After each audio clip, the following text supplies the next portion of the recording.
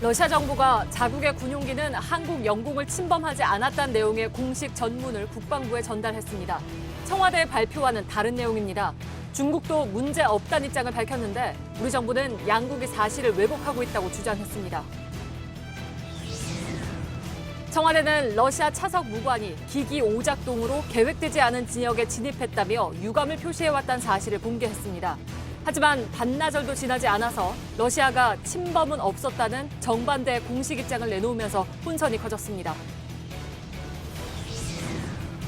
미국 전자업계를 대표하는 6개 단체가 일본의 수출 규제가 세계 IT 공급망을 무너뜨릴 수 있다며 사태 해결을 촉구하는 서한을 한일 양국에 보냈습니다. 전남 영광의 한빛 원전 4호기 경납벽에서 깊이 1m가 넘는 구멍이 발견됐습니다. 경납벽이 뚫리기까지 불과 10cm만 남겨둔 아찔한 상황이었습니다. 도쿄올림픽이 1년 앞으로 다가온 가운데 원전 사고가 일어난 후쿠시마에서 경기가 열리고 후쿠시마산 음식을 먹어야 하는 국가대표 선수들의 불안이 커지고 있습니다. 해외 언론들도 도쿄올림픽 경기를 후쿠시마에서 치르는 걸 걱정하고 있습니다. 조국 청와대 민정수석의 후임으로 김조원 한국항공우주산업사장이 내정됐습니다. 청와대는 모레 조 수석을 포함해서 이용선 시민사회 수석과 정태호 일자리 수석을 교체하는 인사를 단행합니다. 오늘 밤부터 중부 지역에 장맛비가 시작돼서 내일 새벽엔 강한 비가 올 걸로 보입니다. 경기도와 충청 북부에 호우 예비특보가 내려졌고 일요일 오전까지 많게는 400mm의 비가 오는 곳이 있겠습니다. 천혜의 섬 제주도에는 해마다 관광객들이 늘고 있습니다. 휴가철이 시작된 만큼 제디로 많은 사람들을 볼 수 있습니다. 그런데 그만큼 쓰레기도 늘고 있어서 골머리를 앓고 있다고 합니다. 잠시 후 밀착 카메라에서는 제주의 곳곳을 들여다봤습니다.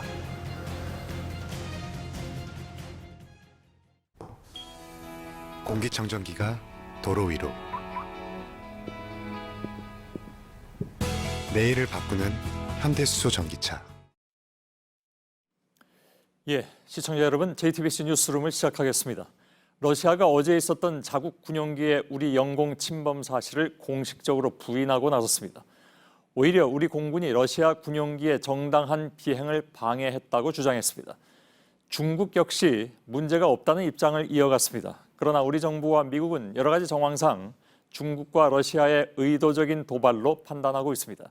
이런 가운데 오늘 오전에 청와대는 러시아가 영공 침범을 인정했다고 밝혔는데 국방부는 러시아가 영공 침범을 부인했다고 발표하면서 혼선이 빚어지기도 했습니다.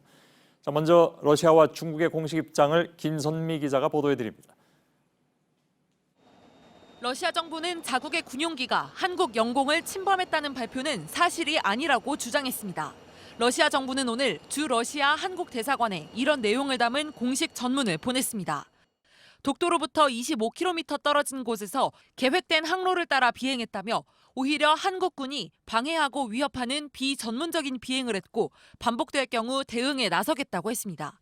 또 한국 조종사들이 러시아 조종사들과 교신을 하거나 경고 비행을 하지도 않았다고 했습니다. 이에 대해 우리 국방부는 사실을 왜곡한 것이라며 반박했습니다. 국방부는 어제 외교 경로를 통해 밝힌 유감 표명과 정확한 조사 및 재발 방지를 위해 노력하겠다는 입장과도 배치된다며 영공을 침범한 명확한 근거 자료를 갖고 있다고 했습니다. 조종사 교신 음성이나 레이더 영상, 경고 사격 통제 음성 등을 확보하고 있다는 겁니다. 또 어제 러시아 무관을 통해 침범 시간과 좌표 등 자료를 공식적으로 요청받은 만큼 내일 실무협의에서 이런 사실을 확인시키겠다고 했습니다. 중국 국방부도 문제가 없다는 입장을 되풀이했습니다. 两国空军在东北亚地区组织实施首次联合空中战略巡航，两国空军飞机的严格遵守国际法有关规定，未进入他国领。 중러의 전략적 파트너 관계를 발전시키고 연합작전 능력을 한 단계 높여 세계적 안정을 지키기 위한 것이라고도 주장했습니다. JTBC 김선미입니다. 예, 그런데 오늘 오전에 청와대는 러시아 측의 전혀 다른 입장을 소개했죠. 어제 국방부에 초치된 러시아 측 차석 무관이 기기 오작동으로 계획되지 않은 지역에 진입했다고 유감을 표시했다는 것입니다. 그러나 러시아는 보신 바와 같이 영공 침범은 없었다고 공식 입장을 냈고 심지어 우리 국방부도 기기 오작동이 아닐 것이라고 했습니다. 안의근 기자의 보도입니다. 오전 11시 15분 청와대 윤도한 국민소통수석이 춘추관을 찾았습니다. 어제 국방부에 초치된 러시아 무관의 발언을 소개하기 위해서입니다.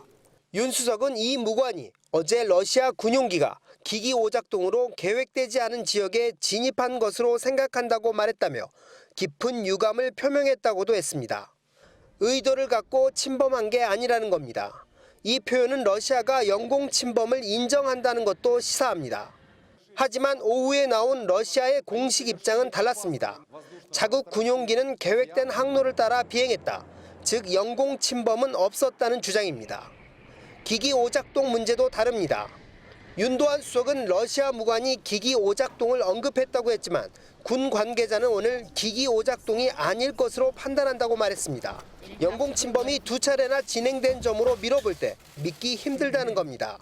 윤 수석은 무관 입장을 공식 입장으로 이해했다면서 러시아 공식 입장이 달라져 혼선이 일어난 것이라고 주장했습니다. 하지만 공식 입장이 아닌 러시아 무관의 생각을 신중하지 못하게 전달했다는 지적입니다. JTBC 안의근입니다. 예, 이렇게 청와대 브리핑 내용과 정반대의 러시아 공식 입장이 나오고 청와대와 국방부도 엇박자를 보인 결과가 됐는데 어떻게 이런 일이 생겼는지 청와대 취재기자를 연결해서 보다 자세한 얘기를 들어보겠습니다. 이서준 기자가 청와대에 나가 있습니다. 그러면 청와대는 일단 러시아가 공식 입장을 전달하는 것을 모르는 상황이었나요? 일단 윤도한 국민소통수석이 러시아 차석 무관 발언을 공개한 게 오늘 오전 11시 15분쯤입니다. 예. 윤 수석은 침범하지 않았다라는 이 러시아 공식 입장에 대해서는 이 오전 브리핑할 때까지는 없었던 내용이라고 했습니다. 하지만 국방부에 따르면은 러시아 공식 입장이 우리 정부에 전달된 건 오전 10시보다도 더 전이라고 합니다. 청와대 안보실은 보고를 받았지만 소통수석실에서는 당시 제대로 전달받지 않은 상태에서 브리핑을 한 것으로 전해지고 있습니다. 예. 거꾸로 보면 물론 러시아도 차석 무관하는 얘기가 다르고 또 공식 입장이 다르고 이런 상황이 돼버릴 수도 있는데 차석 무관이라 하면 우리로 치면 이제 대령급이라고 하더군요. 이걸 이제 러시아의 공식 발언으로 판단을 했다는 얘기인가요? 네, 윤 수석은 오늘 오후 러시아 공식 입장이 알려지고 6시가 넘어서 추가 브리핑을 했는데요.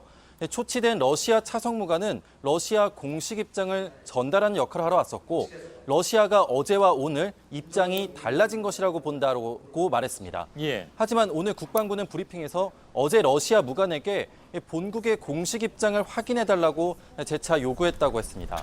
즉 국방부는 어제 무관의 얘기가 공식 입장이 아닐 수도 있다고 생각을 했던 겁니다. 예. 그러면 그 러시아 차석 무관이라는 사람은 왜 그런 얘기를 했으며 그것이 왜 공식 입장이 아닌 것으로 결국은 판정이 나느냐? 그건 어떻게 설명이 됩니까? 네, 그 부분에 대해서는 윤도한 수석도 러시아에서 입장이 달라졌다고 생각한다. 그 러시아의 입장이 왜 달라졌는지에 대해서는 아직 우리도 알 수가 없다라고는 했습니다. 예. 자, 기기 오작동 때문이라는 것은 그러면 이제는 다 소용이 없는 얘기입니까? 예, 지금으로서는 그렇습니다. 국방부는 오늘 러시아 무관이 기기 오작동에 따라 침범했을 것으로 생각한단 말이 러시아 공식 입장인지 불명확했다고 했습니다. 특히 설령 러시아가 그렇게 주장을 해도 우리는 기기 오작동일 수는 없다고 판단했다고 했습니다. 그래서 어제 국방부는 러시아 차석 무관의 말이 신빙성이 떨어질 수도 있다고 보고 청와대에는 보고를 했지만 언론에는 공개를 하지 않았다는 겁니다. 예. 그럼 청와대하고 국방부하고 서로 뭐랄까요? 엇박자? 입장이 달랐다고 볼 수 있는 그런 상황이네요. 네, 오늘 그래서 윤도한 수석의 질의응답 과정에 있어서는 윤 수석이 러시아 군용기의 영공 침입에 대해서 사태를 키우고 싶지 않아서 그런 브리핑을 한 게 아니냐 이런 질문도 있었는데 윤 수석은 그렇지 않다고 부인을 했습니다. 하지만 말씀하신 것처럼 국방부가 오후 브리핑에서 전혀 다른 시각의 말을 한 것입니다. 예, 일단 알겠습니다. 존 볼턴 백악관 국가안보회의 보좌관이 와서 정우영 국가안보실장 등과 만났습니다. 영공 침범에 대해서도 얘기가 있었습니까? 네, 청와대는 볼턴 보좌관과 정의용 실장이 중러 군용기 무단 진입에 대해서도 논의를 했다고 밝혔습니다. 동해 상공이 자칫 한미일과 중국, 러시아 군용기가 맞부딪히는 지정학적으로 불안정한 공간이 될 수도 있기 때문에 이 부분에 대한 전략적 고려도 필요하다는 지적들이 나오고 있습니다. 예, 알겠습니다. 이서준 기자가 청와대에서 전해드렸습니다. 자, 일본 정부는 어제 자위대 전투기를 긴급 출격시켰다고 하면서 정확한 경위에 대해서는 밝히질 않았죠. 이 때문에 마치 독도 상공으로 넘어온 러시아기에 일본도 대응 출격을 한 것처럼 알려졌습니다. 어제 저희가 도쿄를 연결했을 때도 이 부분이 좀 의문이었는데 오늘 답이 나왔습니다. 일본 자위대기가 출동한 것은 동중국해에 중국 군용기가 나타났기 때문이었습니다. 윤서령 특파원입니다. 우리 합참에 해당하는 통합 막료간부가 어제 공개한 보도자료입니다. 중국과 러시아 비행기가 동중국해와 동해상을 비행해 자위대 전투기가 긴급 발진했다고 쓰여 있습니다. 자료에는 러시아 관제기가 독도 주변을 비행한 경로도 표시돼 있습니다. 하지만 자위대 전투기가 어느 경로로 몇 시에 대응을 했는지 자세한 내용은 밝히지 않았습니다. 마치 독도 주변에서 발생한 경고 사격에도 대응한 것처럼 뭉뚱그려 발표한 겁니다. 今回のことについて自衛隊機の救急発進により対応いたしております。 하지만 자위대 전투기는 동해상이 아닌 동중국해로 출격한 것이었습니다. 니케이 신문은 중국 군용기가 동중국해에서 북상했기 때문에 자위대가 긴급 발진한 것이라고 보도했습니다. 아사히 신문도 독도 경고 사격과 관련해선 자위대기가 출격하지 않았다고 보도했습니다. 領空侵犯をしたロシアに対しては、これは我が国が対応するものであって、韓国がそれに対して何か措置を行うというのは我が国。 독도 상공은 한국의 영공이므로 일본은 진입할 수 없습니다. 도쿄에서 JTBC 윤서령입니다. 예, 미국의 전자업계 대표 단체들이 일본 수출 규제가 세계 IT 산업의 공급망을 무너뜨릴 수 있다면서 사태 해결을 촉구하는 서한을 한일 양국에 보냈습니다. 이 부분 좀 눈여겨봐야 될 텐데요. 서한에는 일본의 조치가 일방적이고 불투명하다는 비판이 담겼습니다.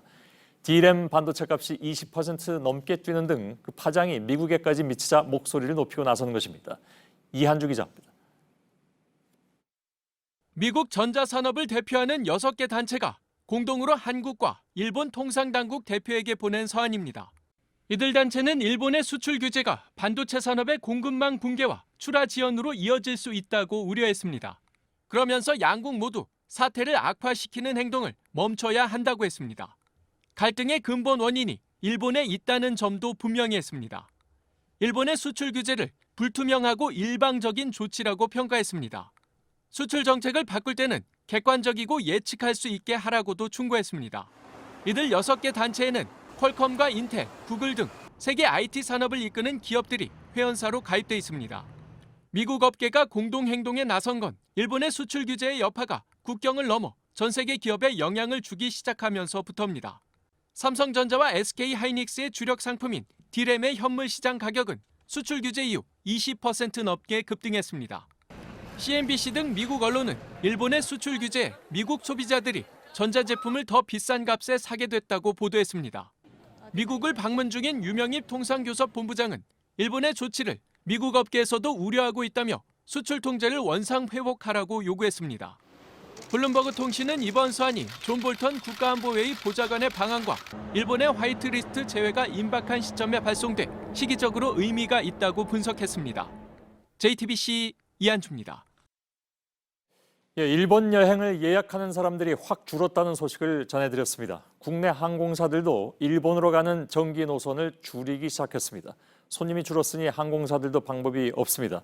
정기 노선을 없앤다는 것은 불매운동이 단기간에 끝나지는 않을 것으로 본다는 의미이기도 합니다. 이현 기자입니다. 인천공항 출국장이 여름 휴가를 떠나는 사람들로 북적입니다. 필리핀 보라카이로 가는 탑승 수속이 한창입니다. 짐 붙이고 표 발권 받으려는 사람들로 이렇게 긴 줄이 늘어서 있는데요. 일본행 비행기는 어떨까요? 다른 창구로 한번 가보겠습니다. 오후 늦게 일본 후쿠오카, 오사카 등으로 가는 항공편이 몰려있지만 이용객이 많지 않습니다. 일본 저가 항공사 창구도 마찬가지입니다. 일본 오키나와로 가는 비행기 탑승 수속 창구입니다. 출발 2시간 전이라서 평소 같으면 가장 붐볐을 시간인데 보시다시피 한산합니다. 당장 이번 주 금요일에 출발해 일요일에 돌아오는 항공권도 많이 남아 있습니다. 가격도 제주도 왕복 항공권과 비슷한 수준입니다. 네, 요즘 분위기도 있어서 일본 여행은 아예 배제했어요. 하셨다가 취소하시는 분들도 있고. 딸하고 우리 집사람하고 가족이 가는데 일본 갈 테면 안 간다. 돈이 싸도. 일본 노선 정리에 나선 항공사도 속출하고 있습니다. 이스타, 티웨이, 진에어 등 대부분 저가 항공사들이 정기적으로 운항하던 노선을 9월부터 없애거나 줄일 계획입니다. 일본 노선이 포화 상태까지 늘어난 상황에서 9월 이후 불매 운동이 본격적으로 영향을 미칠 거란 전망 때문입니다. JTBC 이현입니다. 예, 일본 안가기 운동은 학교로도 확산되고 있습니다. 저희 취재진이 전국 시도교육청에 확인했더니 일본으로 가려던 수학여행을 취소한 학교가 20곳에 달했습니다. 이런 학교들은 더 늘어날 것으로 보입니다. 이자연 기자의 보도입니다. 지난 18일 서울 인창고 2학년 학부모들이 학교에 모였습니다. 수학여행지 때문입니다. 이 학교는 오는 10월 일본으로 수학여행을 갈 예정이었는데 결국 장소를 대만으로 바꿨습니다. 강원 양양중과 부여정보고도 일본 수학여행 예약을 취소했습니다. 위약금을 물어야 하지만 한일 관계 악화로 학부모와 학생들이 먼저 장소 변경을 원했습니다. 있는 그대로 팩트만 얘기를 하고 들도 다 어느 정도 수긍을 해요. JTBC가 전국 17개 시도교육청을 조사한 결과 일본 수학여행을 취소하거나 장소를 바꾼 학교는 모두 20곳입니다. 전남과 충남에선 각각 5개 학교가 장소를 바꿨습니다. 일본행을 포기하는 학교는 더 늘어날 걸로 보입니다. 서울교육청 관계자는 6개 학교가 일본에 가기로 했는데 한 학교를 제외하곤 장소를 변경하거나 변경을 논의하고 있다고 말했습니다. 이런 가운데 충북 청주에선 교육지원청 직원과 학생 등 32명이 일본 도토리현으로 출국했다가 여론의 질타를 받았습니다. 논란이 일자 청주교육지원청은 학생들을 제외한 직원 2명을 먼저 귀국시키기로 했습니다. JTBC 이자연입니다. 예, 그리고 제품에 있는 바코드에 이렇게 휴대폰을 갖다 대면 일본산 제품인지 아닌지가 금방 나옵니다. 이뿐만이 아니라 소비자들은 첨가물의 원산지까지 일일이 따져 묻고 있습니다. 일본 제품 불매 운동은 점점 더 정교해지고 있습니다. 성화선 기자의 보도입니다. 일본 제품 불매 운동 관련 애플리케이션입니다. 일본 맥주의 바코드에 갖다 대면 일본산이라고 정확히 뜹니다. 불매 운동 리스트를 일일이 확인하지 않아도 간단히 원산지를 확인할 수 있는 겁니다. 바코드의 국가 코드로 원산지를 가릴 수 있는 방법을 공유하기도 합니다. 앞자리만 보면 일본산을 구별할 수 있다는 얘기입니다. 다만 일본에서 만들어도 국내에서 포장을 하면 바코드가 바뀌는 등 정확하지는 않습니다. 제품의 원산지는 물론 첨가물이나 용기까지 어디서 왔는지 따져보는 소비자들도 생겼습니다. 한 번 더 그냥 뒤에 원산지나 제조업체 같은 걸 한 번 더 보게 되는 경향이 생기고 아무래도 일본산이라고 하면 좀 기피를 하게 되는. 한 과자업체는 일본 쌀이 들어간다는 소문이 퍼지자 사실이 아니라며 진화에 나섰습니다. 한 즉석밥 업체는 일본산 추출물이 들어간다는 지적에 해당 성분이 0.1%도 안 된다며 해명하기도 했습니다. 또 다른 업체는 제품 용기가 일본산이란 말이 나오자 서둘러 국산으로 바꾸겠다고 밝혔습니다. JTBC 성화선입니다. 예, 이런 가운데 민주노총 소속 전국 택배연대 노조들은 주한 일본 대사관 앞에서 기자회견을 열고 앞으로 유니클로 제품을 배송하지 않겠다고 선언했습니다. 노조원들은 배송 물품 중에 유니클로 제품이 발견되면 즉시 택배 회사에 배송을 거부한다는 뜻을 밝히기로 했습니다.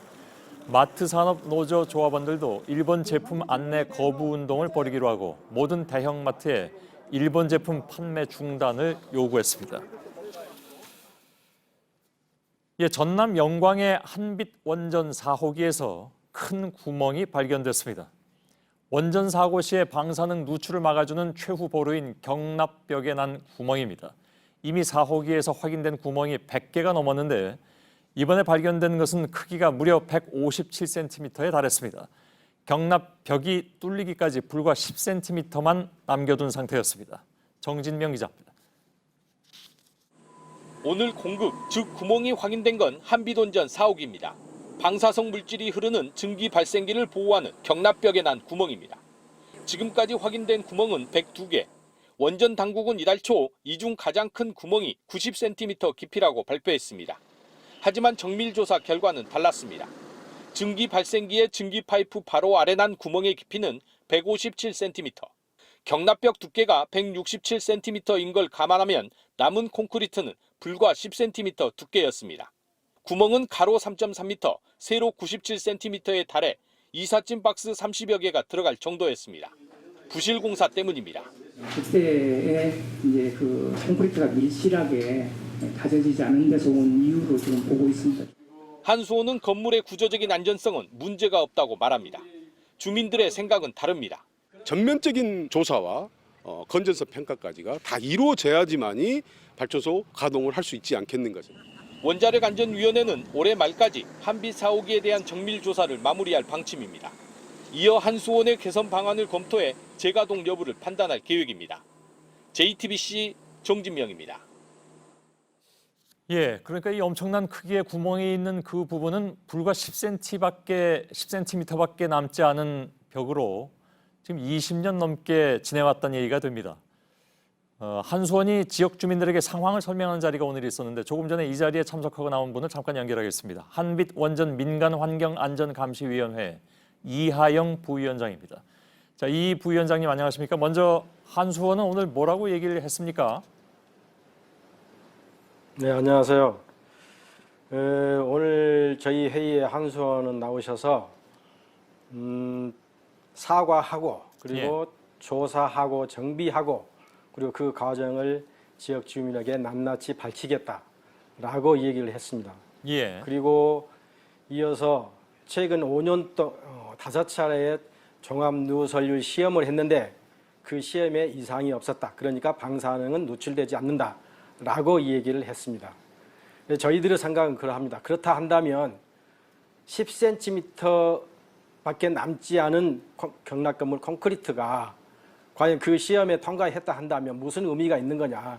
차라리 1m 20 두께가 아니라 10cm짜리로 지어도 무방하다는 얘기인 것이냐. 그런 얘기들을 했습니다. 한수원의 논리는 앞뒤가 맞지 않는다고 저희들은 보고 있습니다. 예, 알겠습니다. 원자로를 지키는 최후의 방호벽이라고 하는데 이 경납 건물이 10cm 정도의 콘크리트로 버티고 있었다는 것 자체가 사실 좀 충격적이기도 합니다.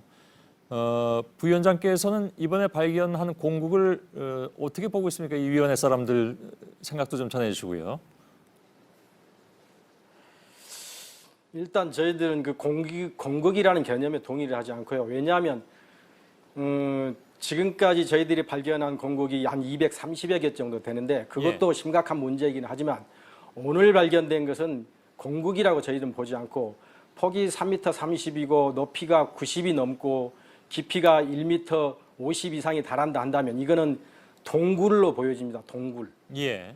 저는 세계 콘크리트 역사에 이러한 구조물에 이런 동굴이 있었는지 이런 공국이 있었는지 되묻고 싶고요.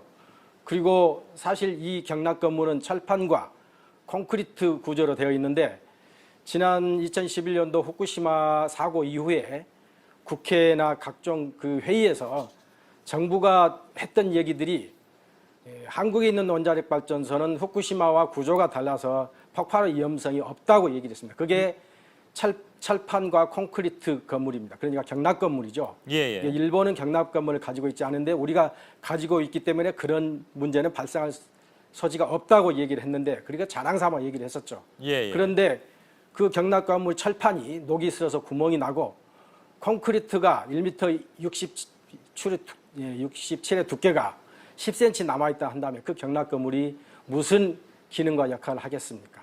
아무런 의미가 없다고 봅니다. 한수원에서도 이것이 부실공사 때문이라는 것은 인정을 했다고 들었습니다. 근데 이게 상식적으로는 좀 이해가 가지 않는 것이 다른 데도 아니고 원전 건물이 시설물인데 이게 이렇게 부실 시공이 있었다. 근데 이거는 95년에 이걸 지을 때부터 부실 시공이 있다고 지역 주민들이 문제를 제기했었다면서요? 그렇습니다. 1990년대 초기에 한빛 3, 4호기를 건설하는 과정에서 저희 주민들은 발전소 건설 현장 종사자들로부터 많은 제보들을 받았습니다.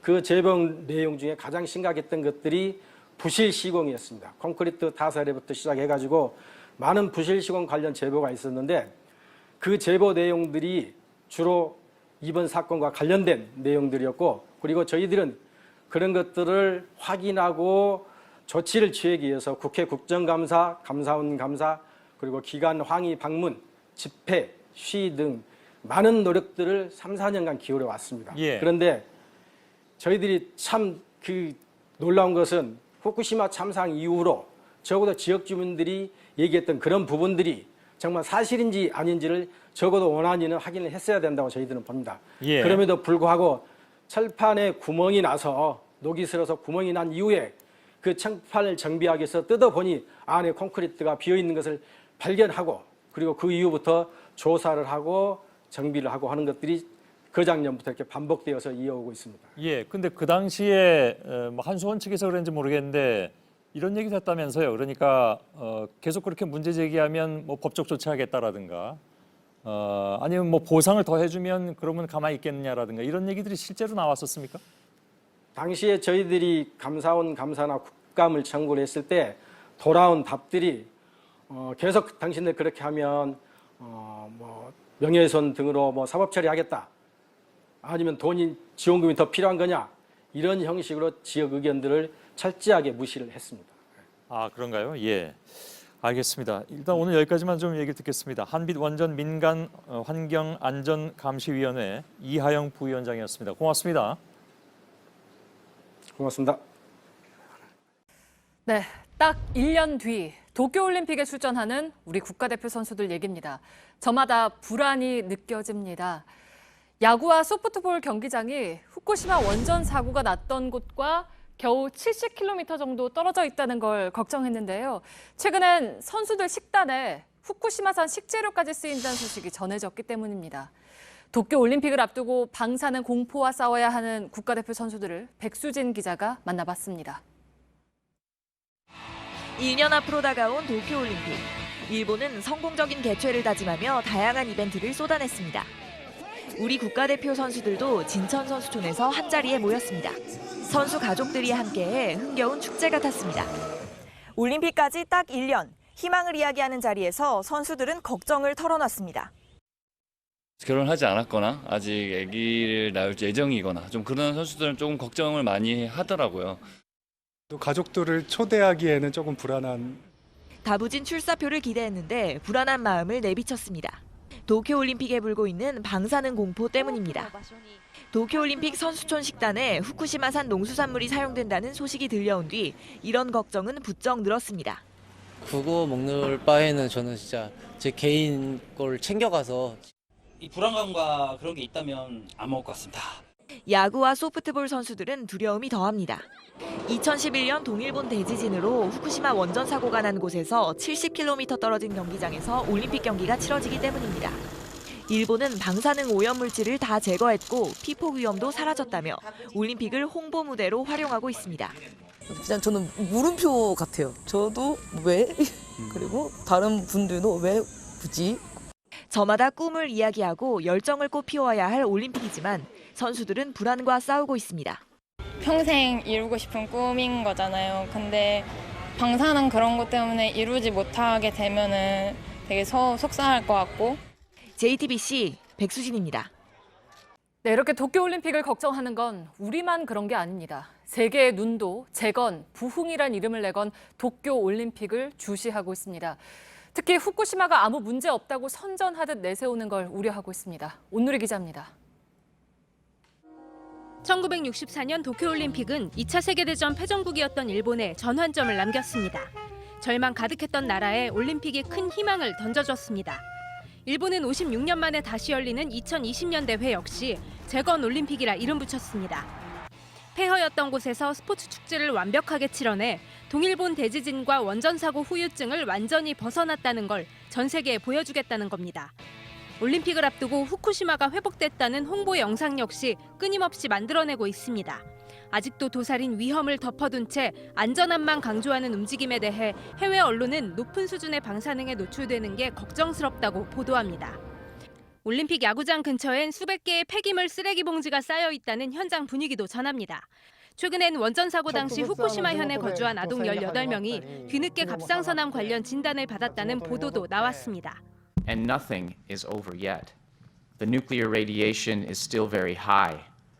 올림픽을 반대하는 단체들의 시위와 함께 소셜미디어에선 도쿄올림픽 보이콧 움직임도 일고 있는데 일본과 국제올림픽위원회 IOC는 여전히 올림픽 준비는 모든 게 완벽하다고만 말합니다. JTBC 온누리입니다. 네, 이런 가운데 도쿄올림픽위원회가 공식 사이트에서 독도를 일본 땅으로 표시하면서 여기에 대한 논란도 커지고 있습니다. 우리 정부가 일본 측에 바로잡아달라고 요구했지만 일본 정부는 받아들일 수 없다고 했습니다. 이 문제는 두 나라 사이의 갈등이 심해지면서 앞으로 태풍의 눈이 될 수도 있습니다. 황혜린 기자입니다. 일본 도쿄올림픽의 조직위원회 사이트입니다. 성화봉송 경로를 소개하는 지도에서 시마네현 오키제도의 북쪽 끝에 일본 영토색의 작은 점이 하나 보입니다. 이름을 써놓지는 않았지만 위치상 독도입니다. 일본해가 단독으로 표현된 부분도 있습니다. 니이가타의 볼거리를 설명하는 곳에 일본해라고만 적어놓은 겁니다. 올림픽 사이트에 독도 표시와 일본해 표현이 드러나자 지난 19일 우리 외교부는 주한 일본 대사관 관계관을 불러 항의했습니다. 관련 자료들을 즉각적으로 바로잡으라고 요구한 겁니다. 하지만 일본 측은 이번 우리 정부의 항의를 받아들일 수 없다고 말했습니다. 竹島の領有権および日本海に関する我が国の立場に照らし断じて受け入れられない我が国の立場を JTBC 황예린입니다. 한국인 선원 2명을 태운 러시아 선박이 동해상에서 북한 당국에 붙잡혔습니다. 통일부는 지난 16일 속초항에서 출발한 300톤급 어선이 고장이 나면서 북한 지역 바다를 떠돌다 붙잡혀 조사를 받고 있다고 밝혔습니다. 한국인 선원들은 안전한 걸로 파악됐지만 북측은 개성 연락사무소를 통한 우리 정부의 확인 요청에 응하지 않고 있습니다. 자다가 밖으로 뛰쳐나왔다. 전쟁 난 줄 알았다. 부산 해운대에 짓고 있는 LCT 근처에 사는 주민들이 한 말입니다. 어제 새벽 헬기 작업으로 생긴 굉음 때문입니다. 이곳 주민들은 공사장에서 떨어진 유리창에 벌써 2차례나 피해를 입었습니다. 구석찬 기자입니다. 막바지 공사가 한창인 초고층 LCT 정상부로 헬기가 날아갑니다. 아파트 단지에도 상가 지역에도 굉음이 진동합니다. 난데없는 소음은 새벽 5시 반부터 시작됐습니다. 헬기 소음은 1시간 30분 동안 이어졌습니다. 해운대구 좌동, 중동 주민들과 호텔 숙박객이 새벽잠을 설쳤습니다. 민원은 빗발쳤습니다. 창문이 드드드드드드드 전쟁 난 줄 알고 눈을 떠가지고. LCT 시공사가 꼭대기층에 있던 크레인을 헬기로 내리는 중이었습니다. 공사장에서 기장군 해변까지 모두 6차례 오갔던 것으로 확인됐습니다. 최근 1년 새 2차례나 이곳에서 떨어진 유리로 자동차 파손 등의 피해를 입은 주민들은 또 한 번 가슴을 쓸어내렸습니다. 주위에서 피해도 너무 많이 입었고 애랑 정말 깜짝 놀래가지고 다 나와서 봤을 정도로. 시공사 측은 안전상 인적 없는 해안으로 운항하기 위해 새벽 작업을 했다는 입장입니다. 낮에 하면 더 불편을 더 가중할 수 있을 것 같아가지고. 하지만 헬기는 인구 밀집지대를 들어간 것으로도 확인됐습니다. 항공청은 운항 규정을 위반했는지를 따져 처벌 여부를 가리기로 했습니다. JTBC 구석찬입니다. 조국 민정수석 등 수석 비서관 3명에 대한 교체 인사가 모레 이루어집니다. 민정수석 후임에는 감사원 사무총장을 지낸 바 있는 김조원 한국항공우주산업 사장이 내정됐습니다. 심수미 기자입니다. 김조원 한국항공우주산업 카이 사장은 약 30년 공직 생활 대부분을 감사원에서 일했습니다. 노무현 정부 시절인 2005년부터 2년간은 청와대 공직기강 비서관을 지냈습니다. 당시 민정수석이 문재인 대통령입니다. 문 대통령은 민주당의 전신 새정치민주연합 당대표이던 2015년 당무감사원장으로 김 사장을 영입했습니다. 우리 당에 함께해 주신 것만으로도 감사할 정도로 인품과 더불어서 전문 역량을 겸비하고 계신 최고의 책임자이십니다. 청와대는 오는 26일 김 사장을 조국 민정수석의 후임자로 발표할 예정입니다. 이날 조 수석과 함께 이용선 시민사회 수석과 정태호 일자리 수석도 교체됩니다. 개각과 총선을 앞두고 교체설이 퍼지면서 공직사회에 동요가 있다고 판단한 청와대가 예정보다 인사 시기를 앞당긴 겁니다. 조국 수석은 신임 법무장관 후보자로 검증받고 있다는 사실이 알려지며 일각에서 이른바 셀프 검증 지적이 있었는데 이번 인사는 이런 논란을 피하기 위한 포석으로도 해석됩니다. 이용선 수석과 정태호 수석은 각각 서울 양천을 관악을에 출마할 예정입니다. JTBC 심소희입니다. 이번 인사로 조국 법무부 장관, 윤석열 검찰총장 그리고 김조원 민정수석으로 이어지는 사정 라인이 윤곽을 드러냈습니다. 검찰개혁 등 정책 기조를 이어가면서 동시에 문재인 정부 후반기 공직기강을 바로잡겠다는 청와대의 의지가 반영된 결과라는 분석입니다. 허진 기자입니다. 김조원 사장을 민정수석에 기용하는 건 집권 후반기를 준비하는 청와대의 큰 그림이 담겼다는 평가가 많습니다. 윤석열 검찰총장과 법무부 장관을 유력한 조국 민정수석, 민정수석에 내정된 김 사장이 각각 역할 분담을 한다는 겁니다. 조 수석은 검경 수사권 조정과 검찰개혁 등을 매듭 짓고 윤 총장은 적폐청산 수사를 이어가는 역할입니다. 문재인 대통령을 상관으로 두고 노무현 정부의 공직기강과 민주당의 당무감사를 맡았던 김 사장은 이번에도 같은 역할을 요구받았습니다. 김 사장은 방산비리로 어수선했던 한국 항공우주 산업의 분위기를 쇄신했다는 평가를 받습니다. 김 사장은 원칙을 강조하는 스타일로 알려져 있습니다. 2015년 당시 민주당 의원이던 노영민 비서실장의 시집강매 사건이 터졌습니다. 당무감사원장이던 김 사장은 문재인 대표에게 엄중 징계를 요청했습니다. 결국 노 실장은 20대 총선 불출마를 선언할 수밖에 없었습니다. JTBC 허진입니다. 이 가운데 조직이 크게 개편되는 것은 역시 검찰입니다. 오늘 문재인 정부 초대 검찰총장을 지낸 문무일 검찰총장이 퇴임했습니다. 내일부터 검찰은 윤석열 신임 검찰총장 체제로 바뀝니다. 큰 폭의 검찰 인사가 있을 예정입니다. 박병현 기자입니다. 문무일 검찰총장이 오늘 비공개로 퇴임식을 마쳤습니다. 저희가 국민을 위해서 조금이라도 더 나은 모습을 보이려고 노력을 했고 개혁을 하려고 노력을 하였는데 그게 국민들 눈에 미치지 못했던 점을 아쉽게 생각합니다. 검찰은 이제 윤석열 검찰총장 체제로 들어갑니다. 이르면 26일 검찰 인사위원회가 열린 뒤 검사장급 인사가 발표될 것으로 보입니다. 지금까지 사법연수원 23기인 윤 총장의 선배나 동기 13명이 사의를 밝혀 인사폭이 커질 수밖에 없습니다. 가장 관심사는 특수부만 4개가 있는 전국 최대 검찰청인 서울중앙지검장 인사입니다. 검찰 안팎에선 배성범 광주지검장이 거론됩니다. 윤 총장과 사법연수원 23기 동기인 배 지검장은 수사 능력이 뛰어나고 후배들의 신망도 두텁다는 평입니다.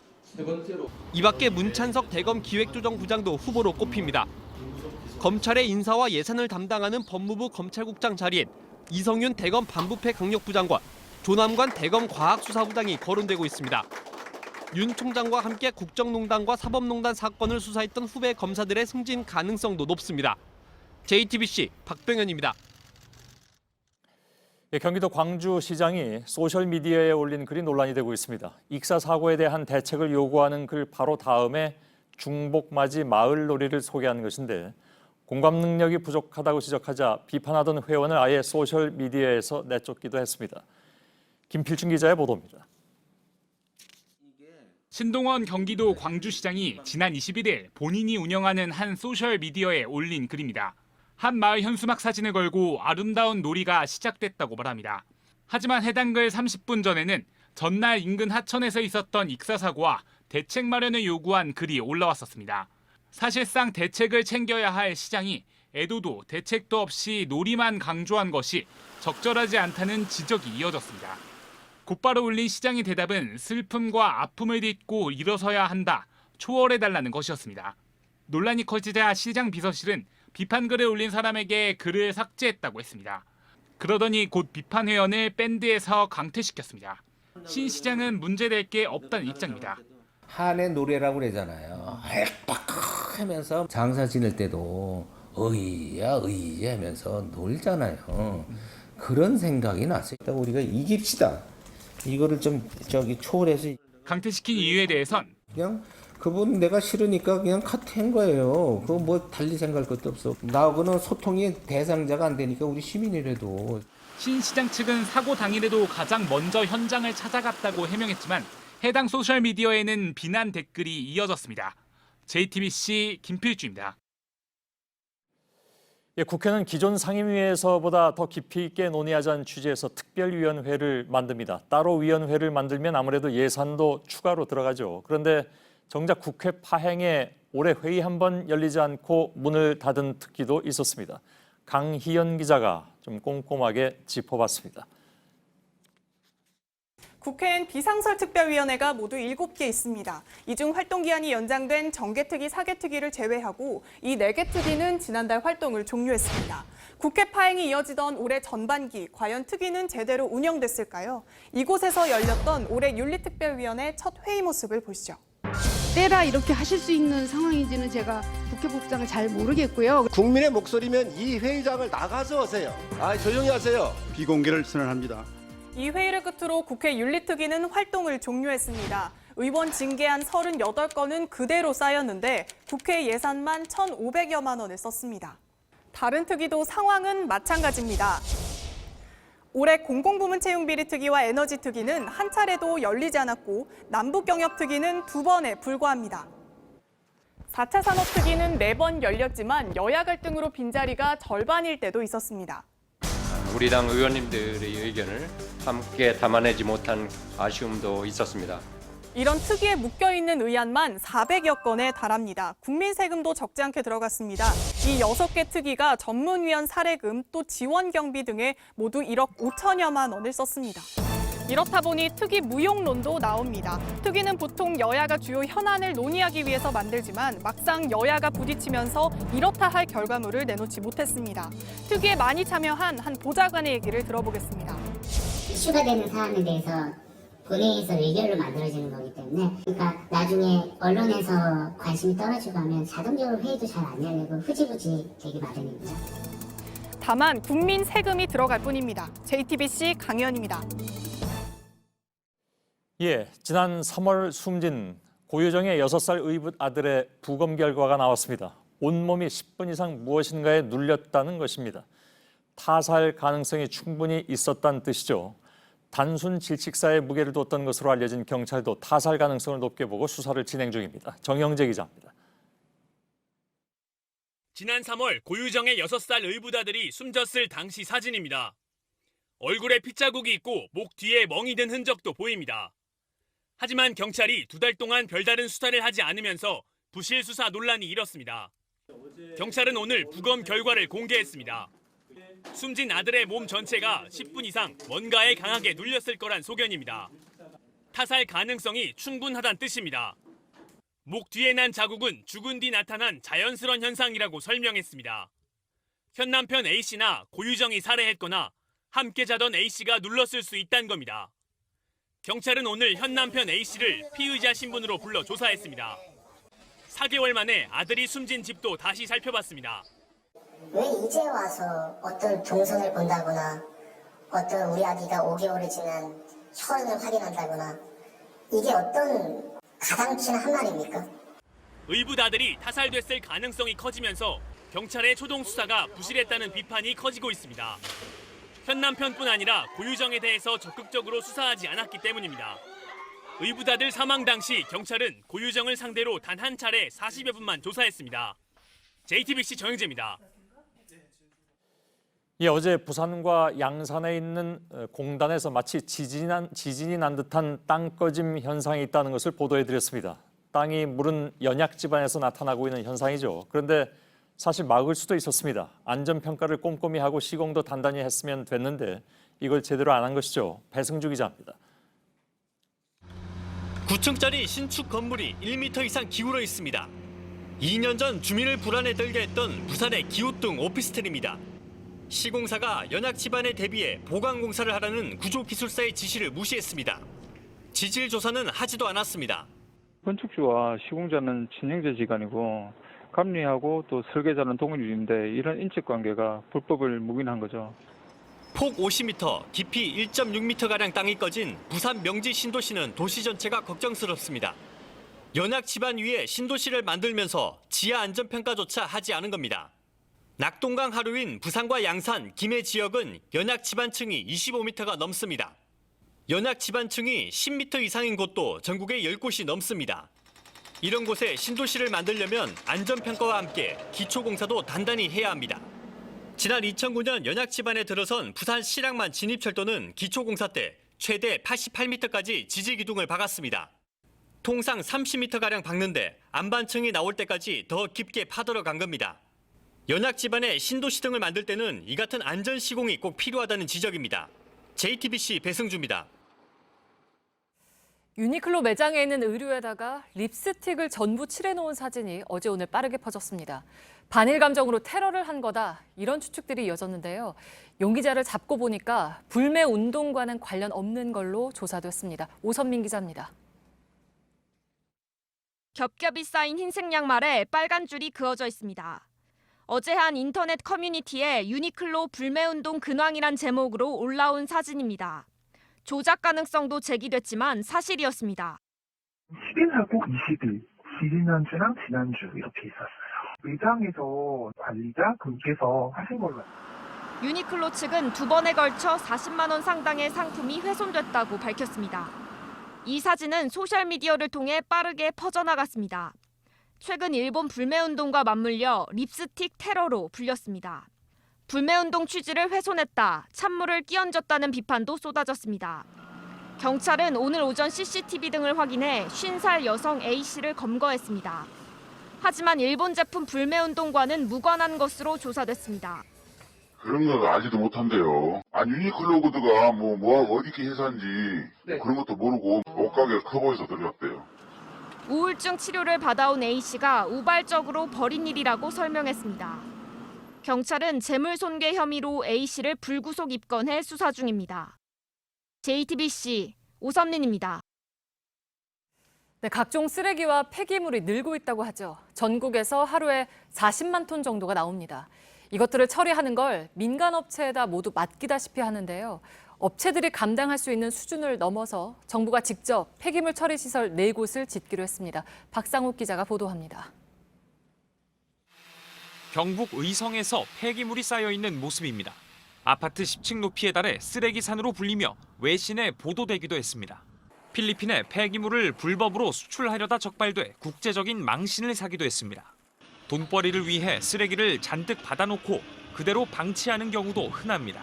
전국에서 쏟아지는 폐기물은 하루 43만 톤, 해마다 늘어나 10년 전에 2.4배에 이릅니다. 재활용이 불가능한 폐기물은 결국 땅에 묻거나 태워 없애야 합니다.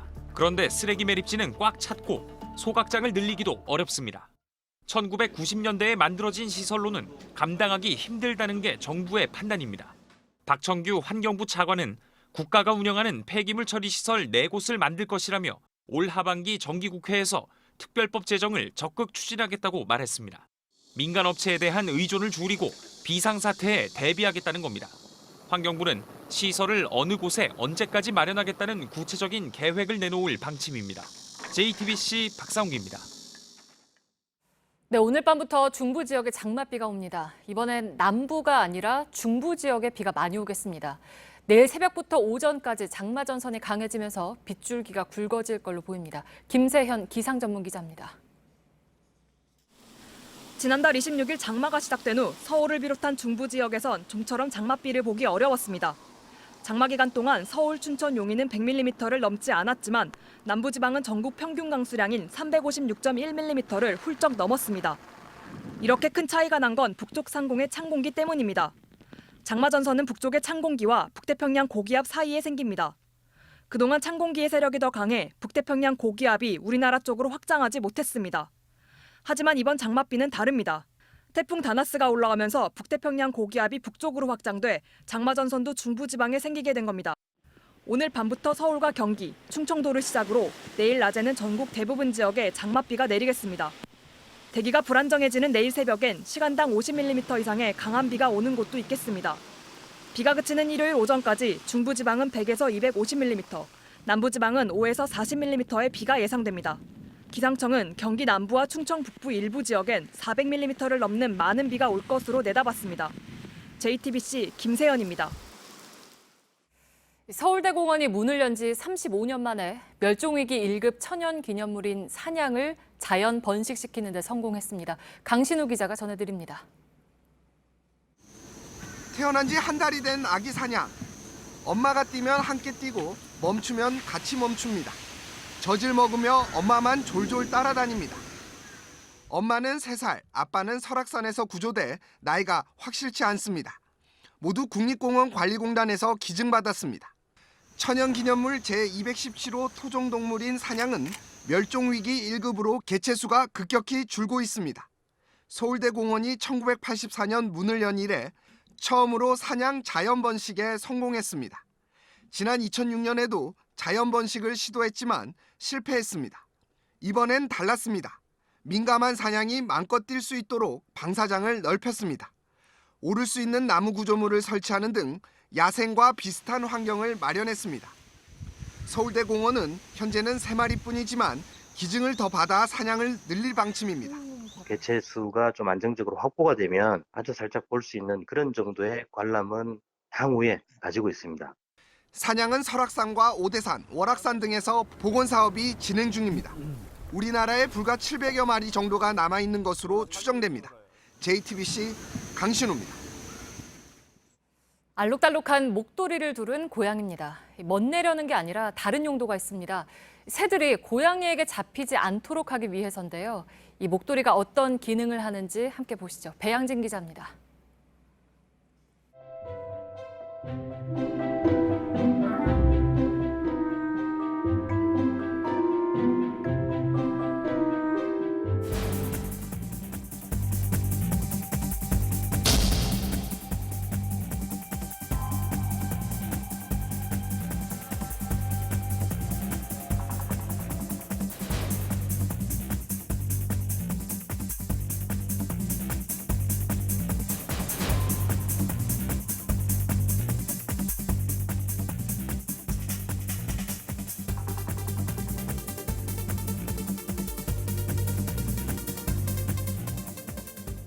이 목도리는 원래 미국에서 처음 등장했습니다. 버려지거나 집을 나와 야생에 적응한 들고양이가 생태에 미치는 악영향을 줄이기 위해서였습니다. 들고양이는 우리나라에서도 골칫덩입니다. 환경부가 2017년 5월부터 10월까지 국립공원에 사는 들고양이를 살펴봤습니다. CCTV에 잡히거나 직접 발견된 것만 322마리였습니다. 앞으로 이 들고양이들에게 새 보호용 목도리가 씌워집니다. JTBC 배양진입니다. 예적금으로 돈을 굴린다는 말은 옛말이 됐습니다. 그렇지 않아도 저금리인데 기준금리까지 다시 내려가기 시작했죠. 예금자들은 조금이라도 더 주는 곳으로 몰릴 수밖에 없는데요. 이런 심리를 노린 미끼 상품 마케팅이 극성입니다. 이세누리 기자입니다. 이번 주 인터넷 전문은행 카카오뱅크가 잇따라 진행한 이벤트입니다. 특히 연 5%, 1년짜리 정기예금은 폭발적인 관심을 모았습니다. 사전 신청을 한 뒤 22일 오전 11시부터 선착순으로 상품에 가입하는 방식입니다. 총 100억 원 한도였는데 계좌까지 새로 만들어 상품에 가입하려던 고객은 맥이 빠졌습니다. 시작한 지 1초도 안 돼 판매가 끝났기 때문입니다. 딱 11시가 됐을 때 딱 클릭했을 때는 아직 그게 활성화가 안 되더라고요. 다시 한번 리프레시를 했는데 그러니까 바로 응모 마감되었을 때 딱 그렇게 떠버리는 거예요. 보통의 그런 특판 예금은 근데 그런 식으로 처리를 안 하잖아요. 확인 결과 사전 신청자 100만여 명 가운데 실제 가입에 성공한 사람은 1,383명, 0.1%에 불과했습니다. 논란이 일자 카카오뱅크 측은 혼선을 막기 위해 판매 가능한 숫자를 미리 정해놓고 신청이 다 찼을 때 판매를 끝낸 것이라고 설명했습니다. 지난해 말 2.17%였던 1년짜리 정기예금 금리는 이제 1.9%로 떨어졌습니다. 조금이라도 이자를 더 받으려고 발품을 파는 예금자가 늘자 저축은행들도 속속 고금리 상품을 내건 마케팅에 나서고 있습니다. 하지만 막상 가입하려면 각종 조건을 갖춰야 하거나 한도가 작은 경우가 많아 미끼 상품 논란도 일고 있습니다. JTBC 이세누리입니다. 네, 지금 보시는 음식들 어떤가요? 꽤 먹음직스러워 보이나요? 곤충으로 만든 요리입니다. 면역력을 높여준다는 말에 건강식으로 찾는 사람들이 많습니다. 이런 식용 곤충을 기르는 농가도 늘면서 정부가 14종의 곤충을 가축으로 인정하기로 했습니다. 정재호 기자입니다. 경기도 양주의 한 곤충 사육장입니다. 곤충을 사육하는 시설이지만 지금까지는 마땅한 규정이 없어 일반 농업시설로 분류됐습니다. 대표적인 식용곤충인 갈색거절이 유충입니다. 앞으로는 이 곤충을 포함한 14종의 곤충이 축산법상 가축에 포함됩니다. 식용뿐 아니라 약재나 학습교재, 애완용 곤충들도 가축으로 인정됩니다. 가축을 기르는 축사는 일반 농업시설보다 규모를 키울 수 있고 세금 혜택도 받을 수 있습니다. 축산에 분류된다는 소식은 굉장히 저희 농가로서는 반기는 일이고요. 축협에서 주는 혜택도 받을 뿐만 아니고 금융적으로도 많이 지원을 좀 대출이라든지 그걸 받기 쉽지 않을까. 곤충을 기르는 농가와 가공해 판매하는 업체는 빠르게 늘고 있습니다. 면역력을 높여준다는 연구 결과 등에 건강식으로 찾는 사람도 늘었습니다. 축산업으로 인정받으면서 곤충을 활용한 보다 다양한 식품도 등장할 것으로 보입니다. JTBC 정재우입니다. 경기 부진과 일본의 수출 규제로 경제 성장에 대한 우려가 커지면서 정부가 세계 3대 국제 신용평가사를 차례로 만나 선제 대응에 나섰습니다. 신용평가사들은 이 자리에서 한국 경제가 여전히 견고하다면서도 일본의 수출 규제가 한국과 일본뿐 아니라 전 세계 경제에 부정적인 요인이 될 수 있다고 우려했습니다. 인터넷 쇼핑몰 쿠팡이 모든 상품을 품절로 표시해서 소비자들이 불편을 겪었습니다. 오전 7시부터 시작된 품절 표시는 4시간가량 이어졌는데요. 쿠팡은 이번 오류가 해킹이 아닌 재고 처리와 관련한 기술적 결함 때문이라고 해명했습니다. 충북 음성의 한 농장에서 몸무게 1,261kg의 슈퍼 한우가 출하됐습니다. 슈퍼 한우는 국내에서 출하된 한우 가운데 최고 무게로 지난해 충주의 슈퍼 한우보다 27kg 더 무겁습니다. 이 소는 2016년 출생 직후부터 다른 소보다 60% 이상 많은 하루 15kg의 사료를 먹었다고 농장주가 설명했습니다. 극단을 운영하며 배우들을 상습 성추행한 혐의를 받는 이윤택 전 연희단 거리패 예술 감독에 대해서 대법원이 징역 7년형을 확정했습니다. 이 전 감독은 2010년부터 2016년까지 여성 배우 9명을 25차례 상습 성추행한 혐의로 구속 기소됐습니다. 이 전 감독은 자신의 독특한 연기 지도 방식을 오해한 거라고 주장했지만 법원은 피해자들의 성적 자기 결정권과 함께 꿈과 희망까지 짓밟았다고 밝혔습니다. 우리에게는 봉오동 전투를 이끈 독립군으로 잘 알려져 있죠. 홍범도 장군입니다. 하지만 그 역시 한땐 머슴이었고 포수였고 또 마지막은 극장 경비원이었습니다. 독립운동은 이렇게 우리 주변의 평범한 사람들이 함께 했습니다. 그의 이야기가 음악극으로 또 영화와 연극으로 되살아난 이유입니다. 강나현 기자입니다. 장총 2자루로 일본군 수백 명을 죽였어요. 백발백중 사격 솜씨만은 아직 녹슬지 않았습니다. 처음부터 뛰어난 영웅은 아니었습니다. 부모를 잃고 머슴살이를 하며 세상의 괄시와 무시를 일찍 몸에 새겨버린 홍범도. 포수로 살다 명성황후시의 소식에 의병이 됐고 대한독립군을 만듭니다. 뺏긴 땅을 되찾으려면 온 백성들이 재밌을 게 일어나게 하고 항일 투쟁에 나서야 하오. 99년 전 봉오동 전투에서 그가 이끈 독립군은 일본군의 처음으로 승리를 거둡니다. 어제 농사 짓던 인물이 오늘은 독립군이 될 수 있다! 이 말이야! 같은 해 김좌진 장군과 청산리 전투도 성공적으로 이끌었지만 나날이 거세진 일본의 공격 속에 무장투쟁은 버틸 힘을 잃었고 군복을 벗게 됩니다. 1937년 조선인 강제이주 정책으로 카자흐스탄에서 살게 된 그는 극장 경비원으로 일하다 독립 2년을 남겨두고 75세 쓸쓸히 세상을 떠났습니다. 저 사람들이 있었기 때문에 지금 우리가 존재하고 우리의 수많은 실패도 사실은 미래를 위해서는 어떤 또 중요한 한 걸음일 수 있지 않. JTBC 강나현입니다.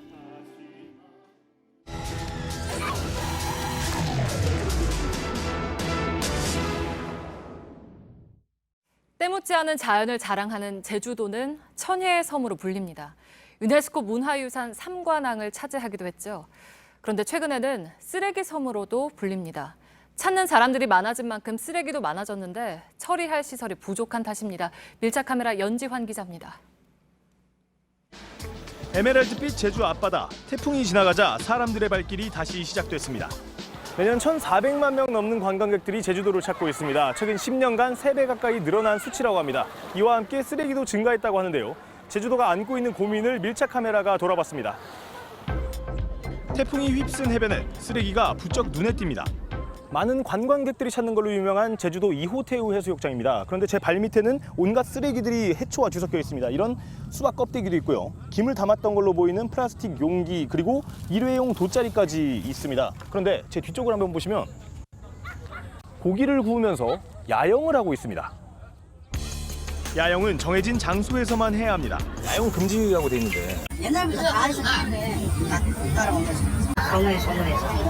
캠핑해도 되는 길이에요, 여기가? 아니, 안 되죠. 단속 안 하니까 지저분하죠. 이거 먹고서 뒷정리 안 하고 안은 그냥 버리고 가요. 쓰레기를 모으는 캠페인도 하지만 상품을 드리고 있으니 많은 참여 바랍니다. 상품이 오히려 일회용 쓰레기로 변하기 쉽습니다. 또 버려져서 쓰레기가 되지 않나. 오히려 이런 환경에 더 안 좋지 않을까. 처음에는 상품권을 드리려고 했어요. 플라스틱이다 보니까 그런 면은 있는데 제한된 예산으로 많이 드릴 수 있는 게 한정돼 있어가지고. 날이 밝으면 치우는 게 일입니다. 해변을 따라 카페들도 많이 생겼습니다. 카페 거리로 유명한 제주 월정리 해변입니다. 하루에만 수천 명이 넘는 관광객이 이곳을 찾는다고 합니다. 그런데 쓰레기 발생의 주범인 일회용품 사용은 어떻게 관리되고 있을까요? 취재진이 직접 카페로 들어가서 확인해 보겠습니다. 들어가자마자 일회용 컵을 쓰는 사람이 곳곳에 눈에 띕니다. 직접 주문해 봤습니다. 아이스 아메리카노 싫어하는 핑크에서 문제드릴게요. 머그잔은 머그잔이요? 머그잔이요? 다른 곳도 사정은 비슷했습니다. 시내에서 나오는 쓰레기는 없을까? 면세점 근처 분리수거장엔 쓰레기가 가득입니다. 종이 말곤 다른 걸 버릴 수 없는 날, 비닐을 버리는 관광객을 발견했습니다. 뭐 버리신 거예요? 핑구동. 알려주곤 있지만 부피를 줄이기 위해 관광객들이 막무가내로 버리는 걸 막기 쉽지 않다고 면세점은 전했습니다. 쓰레기 처리에 고민은 깊어갑니다. 이곳이 제주시에서 가장 큰 쓰레기 소각장입니다. 안으로 한번 들어가 보면요, 각종 생활 쓰레기들이 압축된 형태로 있습니다. 이 아래를 보시면 즉석밥 껍데기랑 플라스틱 공도 있습니다. 문제는 이런 소각장을 24시간 돌려도 하루에 나오는 쓰레기 양을 감당할 수 없어서 제 옆에서는 나중에 태우기 위해서 비닐로 쓰레기를 감싸고 있습니다. 또 노후가 됐고 소각로도 130톤 조금 더 태우고 270톤에 130톤 해버리면 40톤이 남아버리는 거죠. 이 하얀 비닐에 둘러싸여 있는 게 원래는 쓰레기입니다. 하나당 900에서 1000kg 정도 된다고 하는데요. 이곳이 직원 주차장으로 쓰이는 곳인데 이곳은 이미 점령당했습니다. 잠깐 이쪽으로 와보시면요, 이 위로 통하는 길까지 다 쓰레기가 꽉 차 있습니다. 이 쌓여있는 양이 약 7만 톤 정도 된다고 합니다. 매립지는 거대한 섬이 돼버렸습니다. 연말에 다른 소각장이 들어설 때까지는 계속 쌓아야 합니다. 쓰레기 자체를 줄이는 부분을 많이 고민을 해줘야 되는데 오버 투어리즘 문제가 이제 심각하게 드러나고 있는 장면 중에 하나가. 지금까지 제주도에 쌓인 쓰레기를 다 처리하려면 적어도 3년은 더 걸린다고 합니다. 쓰레기 자체를 만들지 않으려는 노력 없이는 버려진 쓰레기는 이렇게 계속 쌓여갈 수밖에 없습니다. 밀착 카메라 연지원입니다.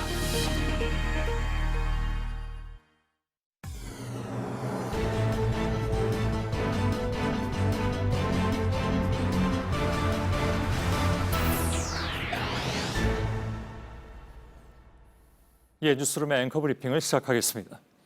그는 한바탕의 전투가 끝나면 결과를 소상하게 기록해서 임금에게 올렸습니다. 작가 김훈에 따르면 이순신의 장계는 첫머리부터가 다른 문신들의 장계와는 판이하게 달랐다고 하는군요. 즉 고사나 고전을 인용하면서 임금을 칭송하는 상투적인 도입부를 쓰는 대신에 그는 다만 다음과 같이 썼습니다. 삼가 무찌르고 붙잡은 일을 보고합니다. 이렇게 시작된 그의 장계는 맞붙어 싸울 때 관노비 기이, 난성, 토병 박고산, 격군 박공산들은 전사하였습니다.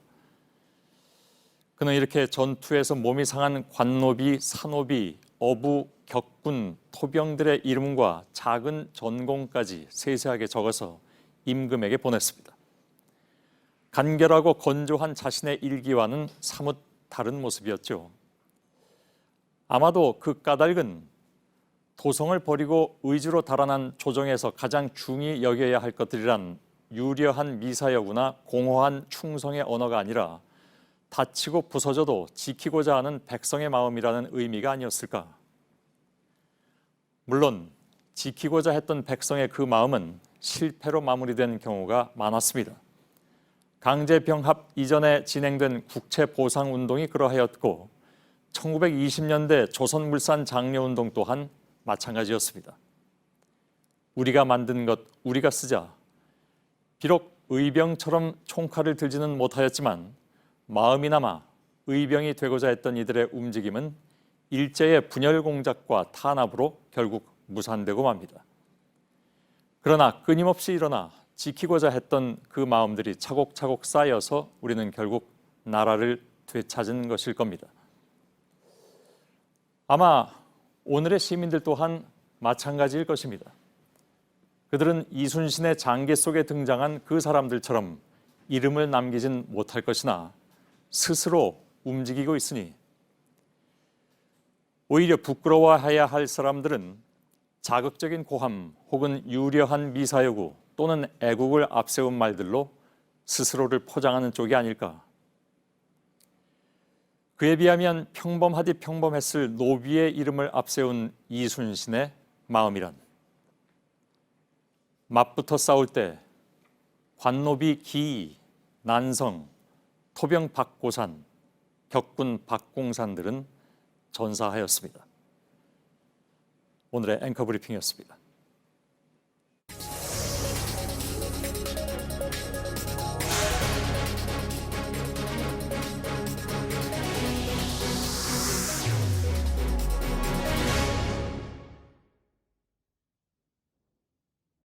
예, 저희가 일본 상품 불매운동 또 여행 안 가기 움직임 이런 것이 있은 이후에 현지 분위기가 어떤지 이틀 동안 보도를 해드렸죠. 주로 일본의 극우 매체들이나 혹은 자민당에서 나왔던 주장을 현장에서 검증하는 그런 방식이었습니다.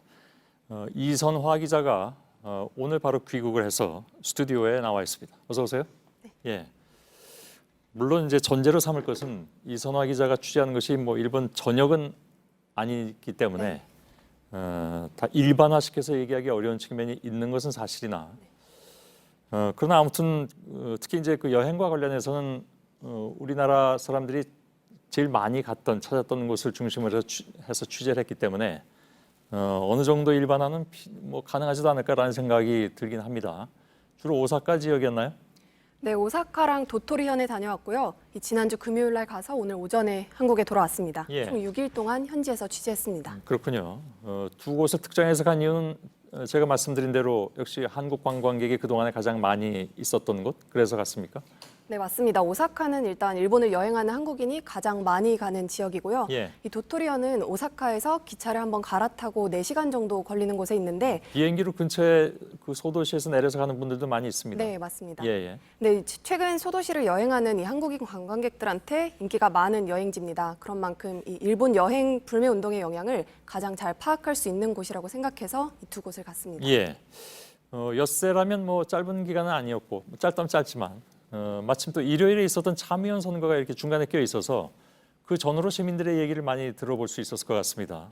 가장 인상 깊었던 게 뭘까요? 네, 현지에서 가장 많이 들었던 단어가 이 개인 레벨이었습니다. 예. 이 정치랑 개인, 그러니까 일반 시민의 문제를 구분한다는 건데요. 일본 특유의 문화일 수 있습니다. 예. 특히 이번 수출 규제 문제를 두고도 이 두드러지게 나타났는데요. 제가 만난 한 남성은 이 한국 신문을 일본어판으로 볼 만큼 이 관심을 많이 가지고 있으면서도 이 정치와는 거리를 두는 모습을 보였습니다. 그렇군요. 예. 僕は好きなんで読んでるんですけど、そういう外交ニュースみたいな、今回の不買運動であったりとか、徴用工の問題とかも一応調べて見てるんですけど、今回やってるのはどっちが正しいか正しくないかだけで、嫌いか好きかは別です。 예. 아무튼 정치 영역과 시민 영역은 다르다 이렇게 생각들을 하는 것은 맞는 것 같은데 한국의 불매 운동이 일본의 주장과는 달리 영향이 꽤 있었다고 이선화 기자가 보도하지 않았습니까? 물론 다녀온 곳만으로 아까 말씀드린 대로 전체를 판단할 수는 없었지만 보고 느낀 것은 무엇이었습니까? 네, 일단 제가 다녀온 도토리현은 이 한국인 관광객 의존도가 높은 곳입니다. 예. 실제로 타격이 있었고 그만큼 관심도 아주 컸는데요. 예. 관광 안내소 직원 말을 우선 들어보겠습니다. 그러죠. 한일 관계 그런 이슈들이 좀 있잖아요. 당연히 그렇죠. 독도 문제 때 또 그렇겠죠. 이번에는 좀 심한 것 같아요. 오사카의 경우에는 중국인이 많이 찾아서 이 도토리언보다는 덜한 느낌이었는데 그럼에도 앞으로의 상황을 좀 걱정하고 있었습니다. 예. 통상 지금 예약을 하고 한두 달 뒤에 여행을 하는 거를 감안을 하면 이 불매운동의 영향은 앞으로가 더 커질 가능성이 있다고 보고 있습니다. 그렇군요. 자, 근데 이제 그 일본으로 취재를 가면서도 조금 걱정스러웠던 부분은 혹시 좀 분위기가 험악해서 좀 위험하지 않았을까 하는 생각도 했는데 가보니까 어땠습니까? 제가 일본 취재가 이번이 처음이 아닌데 이번에는 아무래도 조금 긴장을 하고 갔습니다. 예. 하지만 현장에서 위험한 적은 없었고요. 이 현지 일부 매체에서 특히 선거 전에 의도적으로 한국에 대해서 좀 부정적으로 보도를 하는 행태도 있었지만 예. 보도와 현실은 좀 달랐습니다. 예, 알겠습니다. 이선화 기자가 취재를 마치고 돌아와서 전해드렸습니다. 수고했습니다. 예. 자, 오늘도 어김없이 일본 대사관 앞에서는 수요 집회가 열렸습니다. 1397번째인데 오늘은 특별히 이춘면 할머니께서 저희 JTBC를 위해서 짧게나마 인터뷰를 해주셨습니다. 함께 보시죠.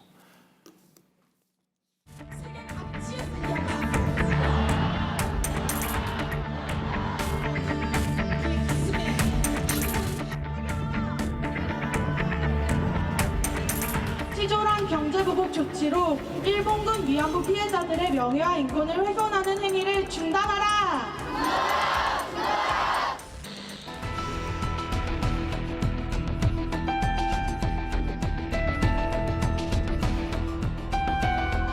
미국 사람은 절대 나쁜 사람이다. 철저하지 못하고 한국 사람 가지고 그렇게 으쌰게 굴지 말고 교육 잘해서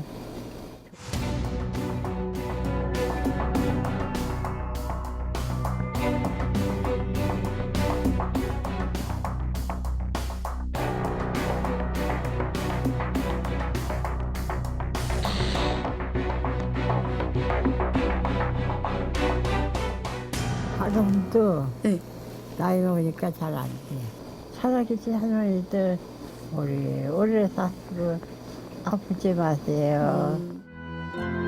JTBC 하혜빈입니다. 네, 팩트체크 이가혁 기자와 함께하겠습니다. 앞서 일부에서 도쿄올림픽 방사능 안전을 우려하는 우리 선수들과 그리고 일본 내부의 목소리를 전해드렸습니다. 어제는 저희가 방사능 공포가 여전한 상황에서 국제올림픽위원회 IOC가 도쿄올림픽 취소 결정을 하는 게 가능하냐 이걸 팩트체크를 했었죠. 절차적으로는 가능하다. 하지만 논의가 이루어지려면 방사능에 대한 정확한 정보 그리고 국제사회 여론 형성이 필요하다라는 결론이었습니다. 네, 그 이후에 시청자, 네티즌 여러분들의 문의가 많았습니다. 그러니까 IOC가 취소 결정을 하기를 기다리기 전에 우리가 먼저 우리 정부가 직접 불참 선언 또는 보이콧 결정하는 게 그게 불가능한 것이냐 이런 질문이었습니다. 네, 따져보니까 어떻던가요? 네, 일단 정부가 올림픽에 관련한 결정을 하는 주체가 아닙니다. 네. 각 나라에 있는 올림픽위원회, 우리나라는 대한올림픽위원회인데 KOC라고 합니다. 바로 여기가 주체입니다. 정부 또 청와대가 보이콧 선언을 하는 것 자체가 올림픽 헌장에 위배됩니다. 그러면 말씀드린 이 KOC 차원에서는 어떨지 살펴보겠습니다. 올림픽 헌장을 보면 올림픽 참가는 의무이자 권리입니다. 특별한 사정이 없는 한 참가하는 것이 기본으로 여겨집니다. 네. 근데 실제로 선수단이 참가를 거부한 사례가 있다면서요? 그렇습니다. KOC 차원에서 선수단 안전을 이유로 불참 선언하는 게 이론적으로 불가능한 것은 아닙니다. 이번처럼 안전성 논란은 아니었지만 정치적인 원인이었지만 과거 사례를 몇 개 보시겠습니다.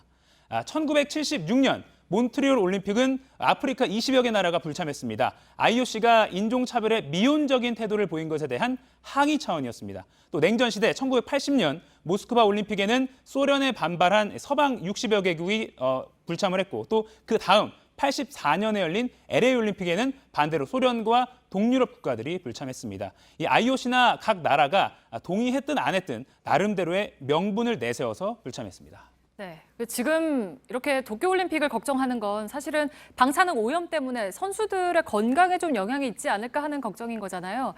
근데 IOC 같은 경우에는 안전한 올림픽을 여는 게 의무이기도 할 텐데 이렇게 한 특정 국가에서 보이콧 얘기가 나올 정도로 걱정을 하고 있으면 좀 도쿄 상황을 면밀하게 들여다봐야 하는 거 아니겠습니까? 맞습니다.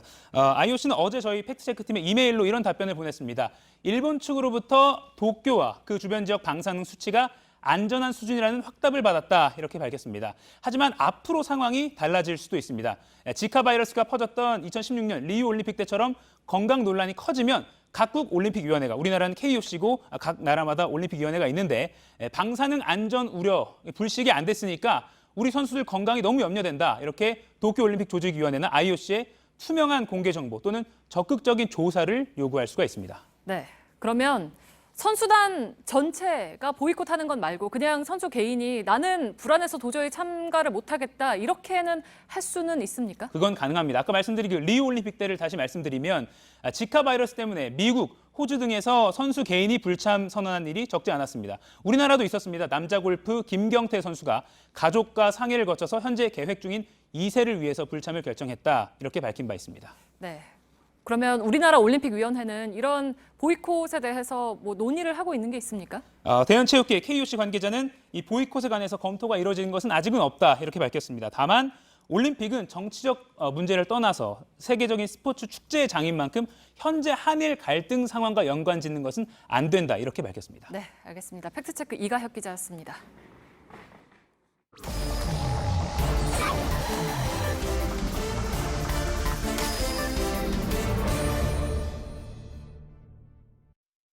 예, 비하인드 뉴스를 시작하겠습니다. 박성태 기자가 나와 있습니다. 어서 오세요. 예. 첫 번째 키워드 열죠.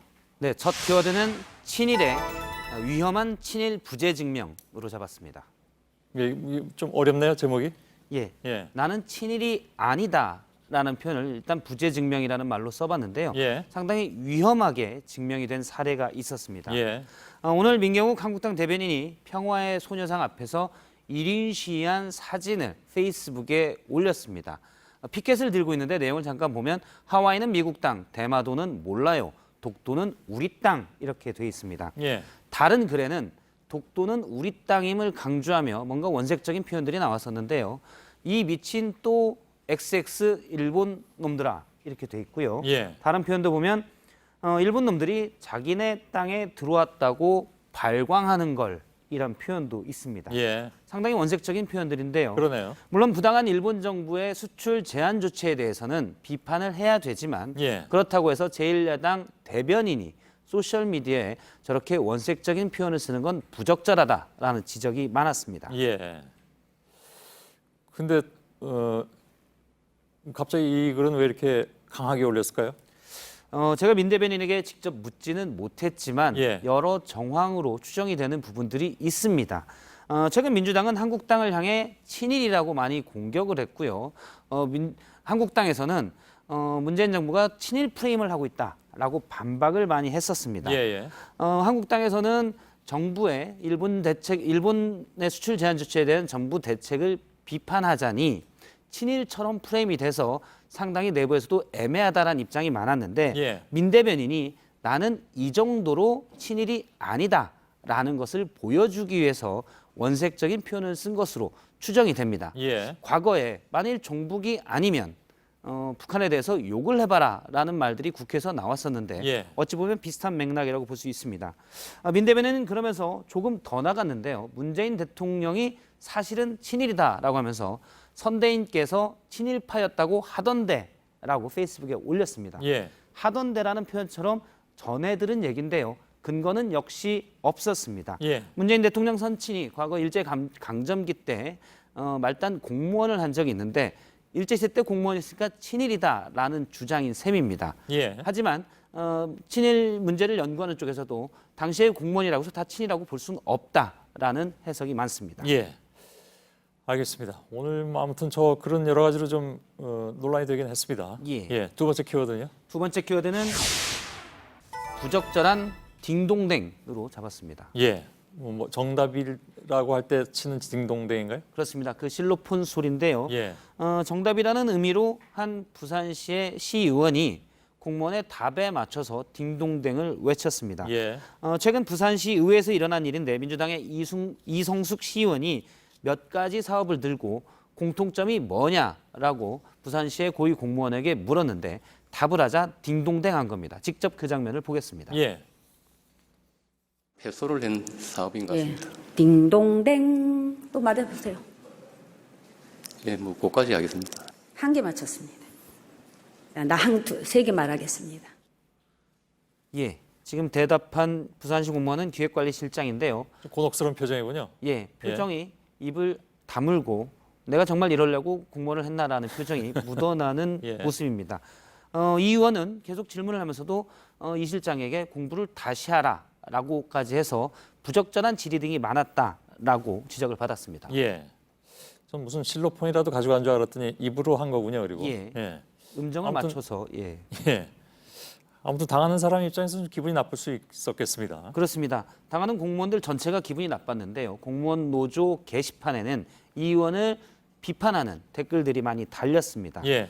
잠깐 몇 개를 보면 시정 질문 이대로 둬도 괜찮습니까? 라는 주제의 글에 문제풀이 시간도 아니고 시정 질문에서 딩동댕이라니 예의를 갖춰서 했으면 좋겠다. 개그 프로그램 나왔냐라고 따졌습니다. 예. 이성숙 시의원은 한 언론과의 인터뷰에서 분위기를 좋게 하려고 한 질문인데 이런 반응을 보일 줄은 전혀 몰랐다라고 답했는데요. 분위기는 나도 좋고 상대방도 좋아야 분위기가 좋아집니다. 예. 세 번째 키워드는요? 세 번째 키워드는 회는 회일 뿐으로 잡았습니다. 예, 생선회요? 그렇습니다. 예. 오늘 강기정 청와대 정무수석이 페이스북에 사진 한 장을 올렸는데요. 본인 얼굴이 반쪽이 나오고요. 뒤에 보면 횟집 간판이 나오는데 거북선 횟집입니다. 예. 오늘 문재인 대통령이 부산에서 시도지사 간담회를 열고 바로 저기에서 점심을 먹었습니다. 예. 그런데 횟집 이름을 강조를 한 건데 페이스북 글을 좀 더 보면 강기정 수석은 문재인 대통령이 말하기를 오늘 횟집은 부산에서 유명한 집이다. 오해가 없길 바란다. 또 문재인 대통령이 말하기를 지난번 전남에 가서 거북선 12척 얘기를 했더니 다들 너무 비장하게 받아들였더라 라고 전했다고 얘기를 했습니다. 예. 일부러 저 이름을 가진 횟집을 간 것은 아니다. 뭐 이런 뜻인가요? 그렇습니다. 그냥 유명한 집에 간 것일 뿐이다고 취지로 문재인 대통령이 얘기한 건데요. 더 유명해질 것 같은데요?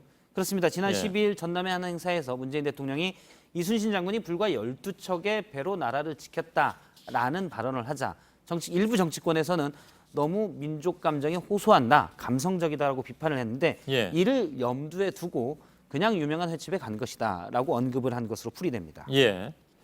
아무튼 뭐 누가 또 저 횟집 이름 가지고 비판을 할까봐 청와대 수석 등이 미리 밝힌 거라고 봐야 되겠군요. 그러면 그렇습니다. 일단 제가 그러면 횟집은 과연 어떻게 예약을 했는지 횟집 주인에게 물어봤더니 횟집 대표는 부산시에서 며칠 전에 예약을 했고 오늘 아침에 한 사람이 찾아와서 중요한 사람이 온다고 해서 부산시장이 오는 줄 알았다. 그럼 미리 얘기를 안 했군요. 그러니까. 점심은 점심 정식을 다 같이 시켜서 먹었다고 그것까지는 합니다. 몰라도 되고요. 그런데 청와대 관계자에게 물어보니까 청와대와 부산시가 사전에 협의했을 가능성은 있다라고는 얘기했지만 당사자가 아니었기 때문에 정확한 분위기는 알 수 없었습니다. 오늘 또 우연이 하나 있었는데요. 청와대에서 정의용 안보실장과 존 볼턴 미국 백악관의 국가안보보좌관이 회동을 했었는데 이렇게 둘이 앉은 사진이 있었는데 뒤에 있는 모형이 여기도? 또 마침 거북선입니다. 그래서 저 거북선 모형을 억지로 일본을 의식해서 가져다 놓은 것 아니냐라는 얘기가 나왔었는데 청와대에서는 저 의자 뒤에는 원래 거북선 모형이 원래 있었다라고 답했습니다. 예, 알겠습니다. 자, 여기까지 듣겠습니다. 수고했습니다. 박성태 기자였습니다.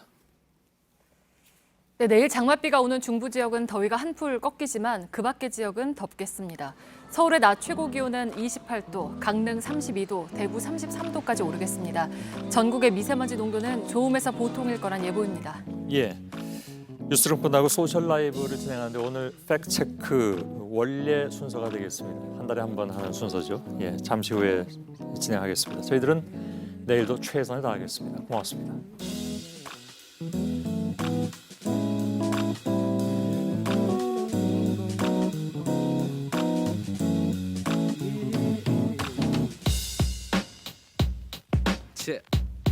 Check it. Hello, Mr. Handsome and Miss Real Beautiful. I'm feeling good, hope the feelings are mutual. If not, well, I got the remedy to cure. Don't get it twisted, my intentions are pure. I just want to address an ongoing issue. We all struggle with it, maybe with tears and tissues. Misusing adjectives, the name of the game. Calling some people beautiful.